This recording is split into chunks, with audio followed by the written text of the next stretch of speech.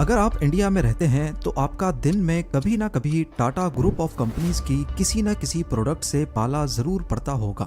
Roads पर दौड़ती हुई गाड़ियों पर नजर डालें तो टाटा मोटर्स, हवा में उड़ते हुए प्लेन्स को देखें तो एयर इंडिया पर नजर जाती है। और यहाँ का आइकॉनिक ताज होटल तो पूरी दुनिया में मशहूर है, जिसे टाटा ग्रुप ही ओन करता है। पावर से लेकर फैशन तक और चाय से लेकर नमक तक हर जगह टाटा ग्रुप ऑफ कंपनीज का ही राज है। पूरे इंडिया में छोटी बड़ी 100 से ज्यादा कंपनीज हैं जो टाटा ग्रुप के अंडर आती हैं। अब यहाँ आपको लगता होगा कि ये सब सक्सेस रतन टाटा की हिम्मत और विजन से आई है। हाँ, उनका कंट्रीब्यूशन तो जरूर है, लेकिन ये एम्पायर जो आज हम देखते हैं, इसकी कामयाबी की कड़ियाँ 150 साल पीछे जाकर मिलती हैं। आज की इस वीडियो में हम इस कहानी को खोलेंगे और जानेंगे कि कैसे एक विजनरी ने अपने सपनों को सच कर दिखाया और टाटा ग्रुप को बनाया एक global power house. Zeme TV की वीडियोस में एक बार फिर से खुशामदीद। नाज़रीन, टाटा ग्रुप के प्रोडक्ट्स 150 से ज़्यादा कंट्रीज़ में एक्सपोर्ट होते हैं, जबकि 100 से ज़्यादा कंट्रीज़ में टाटा ग्रुप अपने ऑपरेशंस खुद मैनेज करता है। 2024 के एस्टीमेट्स के मुताबिक टाटा ग्रुप का कैपिटल $403 बिलियन है, जो कि इंडियन करेंसी में 33,500 अरब रुपए, जबकि पाकिस्तानी रुपीस में बात की जाए तो ये नंबर इतना बड़ा है कि पाकिस्तान के ऊपर जितना कर्जा है वो एक नहीं 2 बार उतारा जा सकता है। गाड़ियां हो या ज्वेलरी, नमक हो या पत्ती, एयरलाइन इंडस्ट्री से लेकर रियल एस्टेट सर्विस तक टाटा ग्रुप 24 से ज्यादा प्रोडक्ट्स या सर्विसेज में अपने पैर जमाए बैठा है। कामयाबी के इस सफर का आगाज रतन टाटा के दादा नहीं बल्कि परदादा जमशेदजी टाटा ने आज से 156 साल पहले सिर्फ 21,000 रुपयों से किया था। जमशेदजी अपने फादर के साथ कॉटन की ट्रेडिंग का काम करते थे और 1868 में जब वो 29 साल के थे तब उन्होंने अपनी खुद की ट्रेडिंग कंपनी की बुनियाद रखी। जो कॉटन वो बेचते थे वो ज्यादातर एक्सपोर्ट होती थी और उसमें से कुछ टेक्सटाइल मिल्स खरीद कर कपड़े की सूरत में बेचती थी। इस तरह जमशेद जी को आइडिया आया कि कॉटन सेल करने के साथ साथ वो एक टेक्सटाइल मिल भी लगा लें। लेकिन मिल लगाने के लिए बहुत ज्यादा इन्वेस्टमेंट की जरूरत थी और इतने पैसे एक नए बिजनेस में लगाना काफी रिस्की था। उस वक्त चिंचपोकली में एक ऑयल मिल काफी नुकसान में जा रही थी और अल्टीमेटली वो बैंकरप्ट हो गई। तो उन्होंने सस्ते दामों वो ऑयल मिल खरीदी और उसको कॉटन मिल में कन्वर्ट करके चलाने लगे। उस मिल को अलेक्जेंड्रा का नाम दिया गया। 2 सालों के बाद उन्होंने वो मिल जो नुकसान में जा रही थी उसको प्रॉफिट में बेचा और एक नए मैन्युफैक्चरिंग प्लांट जितने पैसे जमा कर लिए। उस वक्त बॉम्बे कॉटन की मार्केट का गढ़ था, जिसको कॉटनोपोलिस ऑफ इंडिया भी कहा जाता था। जमशेद जी का ताल्लुक खुद भी बॉम्बे से ही था, लेकिन इसके बावजूद भी उन्होंने अपनी नई कॉटन मिल बॉम्बे से 770 किलोमीटर दूर नागपुर में स्टेब्लिश की।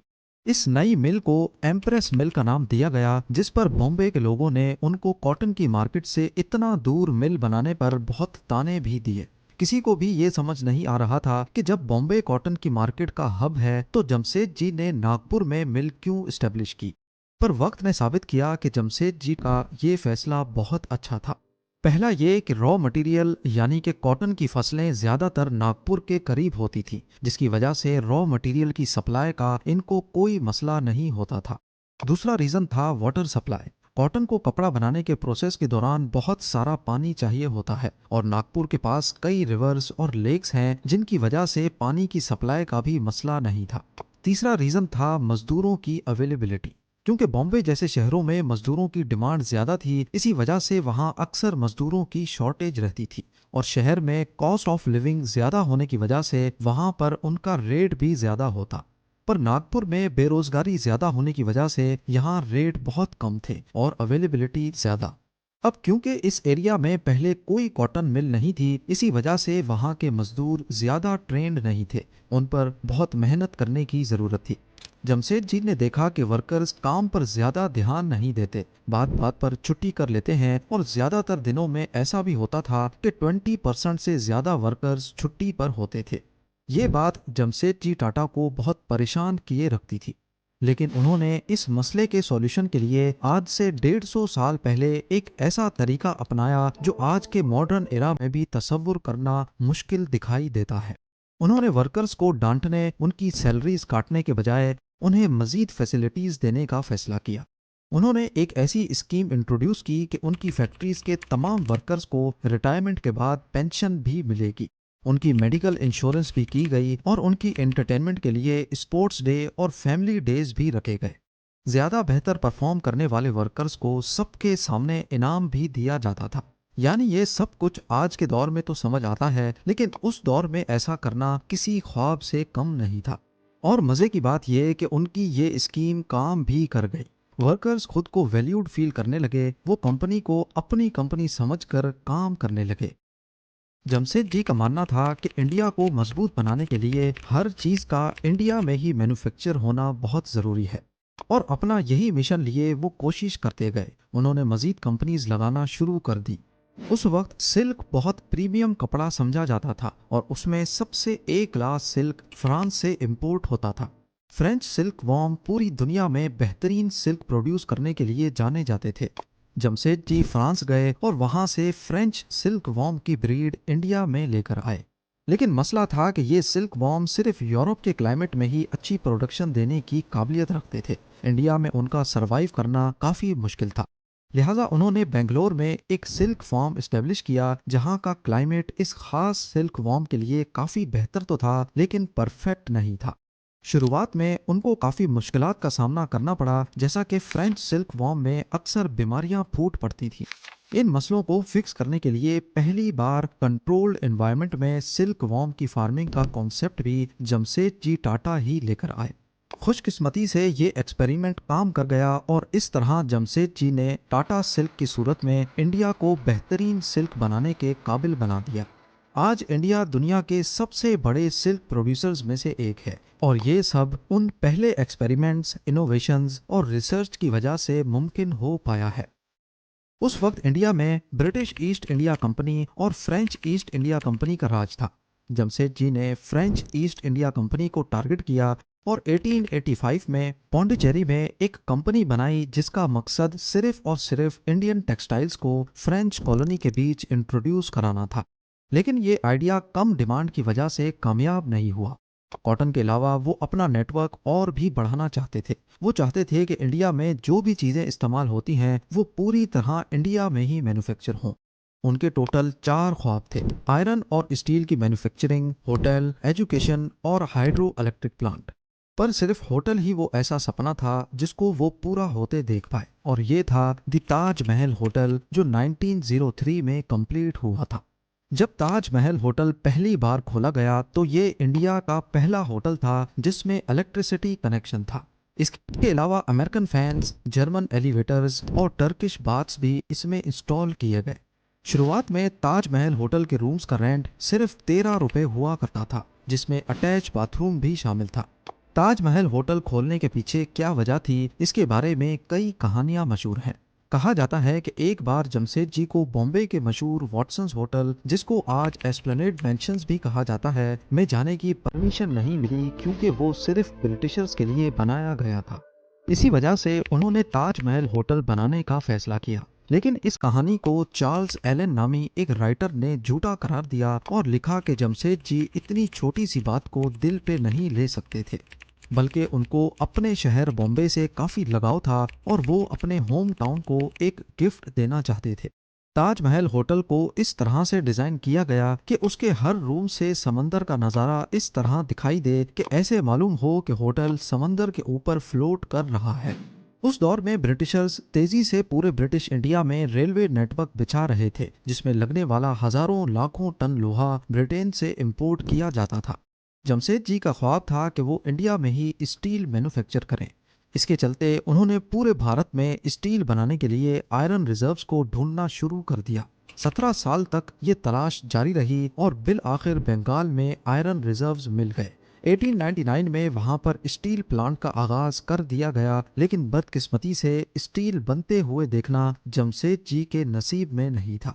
1904 में जमशेद जी की डेथ हो गई और उनके अधूरे मिशन को आगे बढ़ाने के लिए उनके बेटे दोराबजी टाटा को मैदान में आना पड़ा।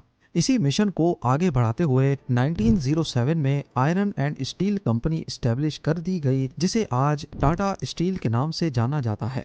ये एशिया का सबसे पहला स्टील प्लांट था और वर्ल्ड वॉर वन में इसी प्लांट के जरिए ब्रिटिशर्स ने अपनी स्टील्स की डिमांड को पूरा किया। दोराबजी टाटा की सरबराही में टाटा ग्रुप मजीद तेजी से तरक्की करने लगा। 1910 में टाटा पावर के नाम से इंडिया की पहली हाइड्रो इलेक्ट्रिक कंपनी इस्टेब्लिश कर दी गई, जहां पर नेचुरल वाटरफॉल्स और आर्टिफिशियल लेक्स की मदद से इलेक्ट्रिसिटी जनरेट होने लगी और कई बड़ी इंडस्ट्रीज को इसी पावर प्लांट की तरफ से इलेक्ट्रिसिटी सप्लाई करना शुरू कर दी गई। उस वक्त क्योंकि साइंस पूरी दुनिया में तरक्की कर रही थी और टाटा ग्रुप इंडिया को किसी सूरत पीछे नहीं देखना चाहता था, इसीलिए उन्होंने Indian institute of science Bangalore की बुनियाद रखी, ताकि साइंस और रिसर्च की फील्ड में दुनिया का मुकाबला किया जा सके। और इसी इंस्टीट्यूट ने इंडिया को अपना पहला कंप्यूटर और पहला एयरक्राफ्ट बनाने में काफ़ी मदद भी की। टाटा ग्रुप खुद ही तरक्की नहीं कर रहा था, बल्कि वो वर्कर्स के लिए ऐसी फैसिलिटीज ला रहा था जिसे दुनिया में कोई भी और कंपनी नहीं अपना रही थी। वर्कर्स की शिफ्ट को 8 घंटे तक महदूद किया गया ताकि वो जल्दी फारिग होकर घर वापस जाएं और अपनी फैमिलीज के साथ वक्त गुजारें।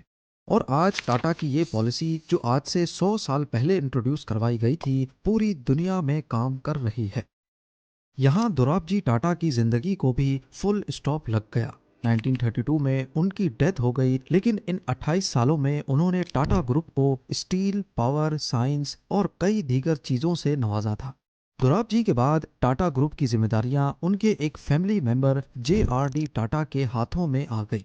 JRD टाटा एविएशन में एक्सपीरियंस रखते थे, इसीलिए कंट्रोल संभालते ही उन्होंने इरादा कर लिया कि वो इंडिया को अपनी एयरलाइन देंगे। JRD टाटा ने टाटा एयरलाइंस की बुनियाद रखी, जो किसी इनकलाब से कम नहीं था। भारत को अपनी एयरलाइन मिल चुकी थी, जिसकी पहली फ्लाइट को खुद as a pilot JRD Tata ने उड़ाया और इंडिया के फर्स्ट कमर्शियल पायलट होने का एजाज भी अपने नाम किया। लेकिन 1947 में इंडिपेंडेंस मिलने के बाद इंडिया में मौजूद काफ़ी इंडस्ट्रीज को इंडियन सरकार ने अपने कंट्रोल में ले लिया, जिसमें टाटा एयरलाइन भी थी, और इसका नाम बदलकर एयर इंडिया रख दिया गया। अब बारी थी केमिकल इंडस्ट्री की। JRD टाटा ने महसूस किया कि भारत में केमिकल इंडस्ट्रीज तो मौजूद हैं, लेकिन उनको अपने काम पूरे करने के लिए ज़्यादातर इम्पोर्टेंट केमिकल्स दूसरी कंट्रीज से इंपोर्ट करने पड़ते हैं। जैसा कि ग्लास, साबुन और सर्फ जैसे प्रोडक्ट्स बनाने के लिए कास्टिक सोडा और सोडा ऐश की ज़रूरत थी, मगर ये केमिकल्स इंडिया में प्रोड्यूस नहीं किए जाते थे, उनको दूसरे मुल्कों से इंपोर्ट किया जाता। इसी वजह से 1939 में टाटा केमिकल्स के नाम से एक कंपनी खोली गई, जो इंडिया के लिए तमाम केमिकल्स खुद प्रोड्यूस करती थी। इस कंपनी ने फर्टिलाइजर और दूसरे सेक्टर्स में इंडिया को ग्रो करने में काफ़ी मदद की। उसके बाद एक बार फिर से JRD टाटा ने ट्रांसपोर्टेशन का रुख किया, ट्रक्स और इंजन्स बनाने वाली एक कंपनी की शुरुआत की, जिसे आज हम टाटा मोटर्स के नाम से जानते हैं। टाटा मोटर्स कई मॉडल्स की कार्स, ट्रक्स और दूसरी व्हीकल्स बनाता है। टाटा मोटर्स आज भी इंडिया की मोटर इंडस्ट्री में एक बड़ा नाम है और यहाँ से गाड़ियाँ साउथ अफ्रीका भी भेजी जाती हैं। उसके बाद 1960s में जब कंप्यूटर्स और टेक्नोलॉजीज की तरफ दुनिया बढ़ने लगी, तो टाटा ग्रुप भी पीछे ना रहा। उन्होंने इंडिया की सबसे पहली सॉफ्टवेयर और IT कंपनी TCS यानी टाटा कंसल्टेंसी सर्विस बना दी। 1984 में JRD टाटा ने महसूस किया कि भारत में लोग चाय बहुत शौक से पीते हैं, इसीलिए टाटा ग्रुप ने चाय की डिमांड को पूरा करने के लिए भी कदम उठाया। उन्होंने टाटा टी के नाम से एक कंपनी शुरू की और वो कंपनी दुनिया की चाय बनाने वाली कंपनीज में आज तक एक बड़ा नाम है। इसके साथ साथ JRD टाटा अब बूढ़े हो चुके थे, इसीलिए उन्होंने बिजनेस की कमांड संभालने के लिए अपनी ज़िंदगी में ही अपने एक फैमिली मेंबर को USA से इंडिया बुलाया। ये फैमिली मेंबर कोई और नहीं बल्कि सर रतन टाटा थे। शुरुआत में रतन टाटा को सिर्फ टाटा स्टील में जिम्मेदारियां दी गई और उन्होंने टाटा स्टील को लॉस से निकालकर प्रॉफिट तक ला पहुंचाया। JRD टाटा बहुत इम्प्रेस हुए और इसी वजह से उन्होंने 1991 में रतन टाटा को टाटा ग्रुप का चेयरमैन बना दिया। रतन टाटा क्योंकि मॉडर्न एरा के आदमी थे, इसीलिए वो हर चीज़ में टेक्नोलॉजी का इस्तेमाल करना चाहते थे। उन्होंने चेयरमैन बनते ही ये सोचा कि टाटा मोटर्स कार्स और ट्रक्स तो बनाता ही रहा है, लेकिन आज भी कोई एक ऐसी गाड़ी नहीं है जिसकी कंप्लीट मैन्युफैक्चरिंग इंडिया में होती हो, यानी कुछ ना कुछ पार्ट्स बाहर से इंपोर्ट करने ही पड़ते थे। इसीलिए टाटा मोटर्स ने एक नया कार मैन्युफैक्चरिंग प्लांट लगाया और 1998 में इंडिया की पहली कार इंडिका को लॉन्च किया गया। TCS, जो सिर्फ पहले बेसिक डाटा एंट्री और मैनेजमेंट का काम करती थी, उसे सॉफ्टवेयर डेवलपमेंट पर शिफ्ट कर दिया गया और उसे दुनिया की लीडिंग सॉफ्टवेयर कंपनीज की लिस्ट में ला खड़ा किया। रतन टाटा के अंडर टाटा ग्रुप ने दुनिया के मशहूर ब्रांड्स को खरीदना शुरू कर दिया। टाटा ने उस वक्त की मशहूर टी कंपनी टेटले टी को एक्वायर कर लिया। टाटा स्टील ने कोरस ग्रुप को और टाटा मोटर्स ने जैगुआर और लैंड रोवर जैसी बड़ी कंपनीज को भी एक्वायर कर लिया। 2012 में रतन टाटा ने अपनी बढ़ती एज की वजह से as a chairman Tata group resign कर दिया और अपनी जगह पर साइरस मिस्ट्री को चेयरमैन बना दिया, जिनकी 2022 में एक एक्सीडेंट में मौत हो गई और आज नटरंजन चंद्रास्करन टाटा ग्रुप के चेयरमैन हैं। टाटा ग्रुप आज भी तेजी से तरक्की कर रहा है और जिंदगी के हर शोबे में सिर्फ इंडिया ही नहीं बल्कि दुनिया भर के लोगों के लिए अपना किरदार अदा कर रहा है। ये किसी एक शख्स की मेहनत नहीं बल्कि 150 साल तक कई लोगों के खून पसीने का नतीजा है। उम्मीद है जेम टीवी की ये वीडियो भी आप भरपूर लाइक और शेयर करेंगे। आप लोगों के प्यार भरे कमेंट्स का बेहद शुक्रिया। मिलते हैं अगली शानदार वीडियो में।